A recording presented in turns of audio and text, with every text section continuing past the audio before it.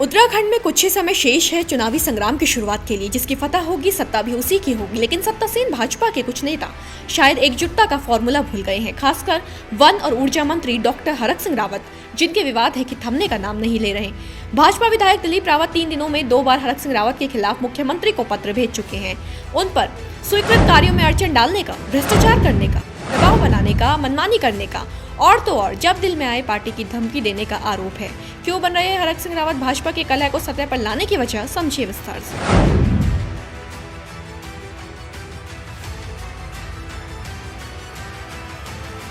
हाल ही में लैंसडॉन से भाजपा के विधायक दिलीप रावत ने एक खुली चेतावनी और 2 पत्रों के साथ काबीना मंत्री हरक सिंह रावत के खिलाफ मोर्चा खोल दिया है। पहले पत्र में उन्होंने हरक सिंह को आरोपों के कटघरे में खड़ा किया और दूसरे में सीधी भाषा में उन्हें दोषी करार दे दिया।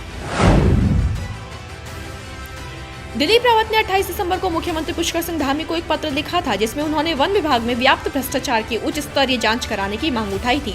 उन्होंने वन मंत्री हरक सिंह को संदेह के घेरे में लेते हुए लिखा था कि वन विभाग के द्वारा लैंसडॉन विधानसभा क्षेत्र में बड़े स्तर पर दोनों डिवीजन यानी कालागढ़ वन प्रभाग और लैंसडॉन वन प्रभाग में करीब 100 करोड़ से ज्यादा के निर्माण कार्य किए जा रहे हैं और उनमें जिस तरह की खराब गुणवत्ता है और अनियमितता है, उसकी जानकारी मंत्री को ना होना कई तरह के सवाल खड़े करती है।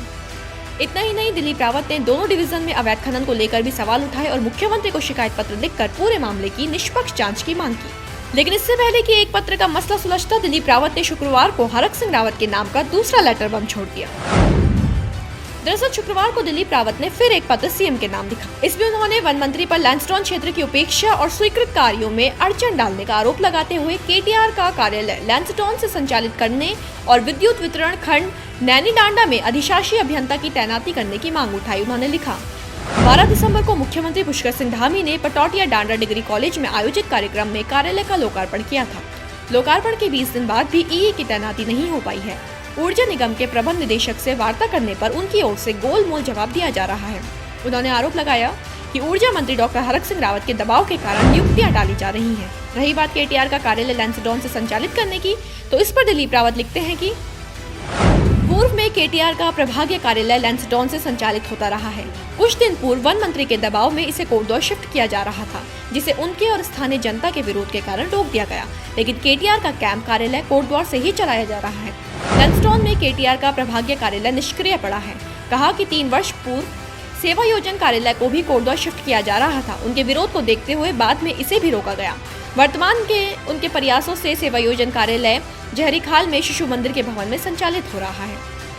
ये सभी आरोप लगाने के साथ ही विधायक ने सरकार को चेताया कि अगर 3 दिन के अंदर उनकी क्षेत्र की समस्याओं का निस्तारण नहीं किया गया तो वे आमरण अनशन करेंगे, जिसकी जिम्मेदारी सरकार की होगी। लेकिन सरकार के जिस मंत्री पर दिलीप रावत गंभीर आरोप लगा रहे हैं, वो तो तमाम बातों को तथ्यों से परे बता रहे हैं।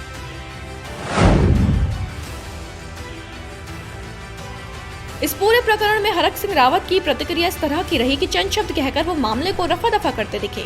उनके तेवरों से लगा नहीं कि उन पर गंभीर आरोप लगाए गए हैं। हाँ, ये संभव है कि भाजपा के सबसे विवादित मंत्री होने के तौर पर उन्हें बात बड़ी लगी ही ना हो। जो भी हो, मामले में वो कहते हैं, पूर्व में कार्यरत अधिशासी अभियंता का प्रमोशन की वजह से तबादला हो गया है। तत्काल ही वहाँ नए अधिशासी अभियंता को तैनात कर दिया गया है। कालागढ़ वन प्रभाग कार्यालय भी लैंसडॉन में ही है, उसे वहाँ से नहीं हटाया गया है। संभवतः टाइगर रिजर्व के कार्य की वजह से अधिकारी आजकल समय कोटद्वार में दे रहे हों। विकास कार्य में अड़चन डालने वाली बात तथ्यों से परे है। हालांकि कुछ लोग मानते हैं कि सतह पर जो दिख रहा है मामला सिर्फ उतना नहीं है। जानकार मानते हैं कि भाजपा में चल रहा ये तमाम घटनाक्रम लैंसडॉन विधानसभा सीट से जुड़ा हुआ है। अगर आपको याद होगा तो कुछ दिन पहले कोटद्वार से विधायक हरक सिंह रावत ने सीट बदलकर चुनाव लड़ने की इच्छा जाहिर की थी।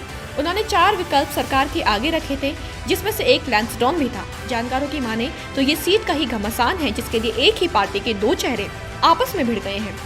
हालांकि कौन किस पर आरोप लगा रहा है, कौन किसके लिए अड़चनें खड़ी कर रहा है और कौन मामले में दोषी या बेगुनाह है, ये अभी कहा नहीं जा सकता। ब्यूरो रिपोर्ट, देवभूमि इनसाइडर।